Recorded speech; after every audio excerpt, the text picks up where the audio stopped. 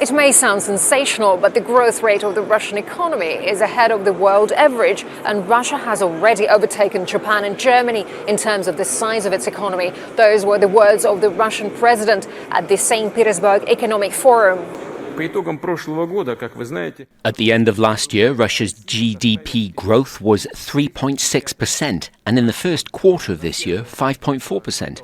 Our rates exceed the world average. It's especially important that such dynamics are determined primarily by non-natural resource sectors.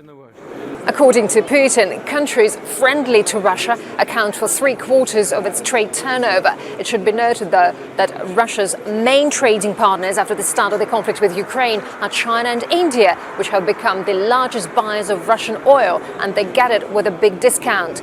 Putin promised that Russia would increase payments in national currencies with other countries, slashing the amount of Western currencies. It's no secret that the trust in Western payment systems has been thoroughly undermined, and by Western countries themselves. In this regard, I note that last year the share of settlements for Russian exports in the so-called toxic currencies of unfriendly states halved. Talking about domestic issues, Putin said Russia had record low unemployment rate, slightly above 2%, but critics say the main reason for it has nothing to do with the successes of the Russian economy.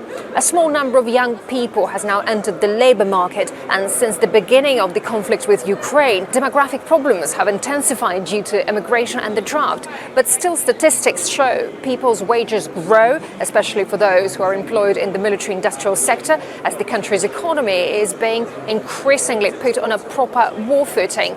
Russia has allocated unprecedented sums of money for its defense and security this year, but the inflation grows too, and state workers like teachers, doctors, social workers as well as pensioners remain financially insecure. Yulia, Shapovalova, Al Jazeera, St Petersburg. Make sure to subscribe to our channel to get the latest news from Al Jazeera.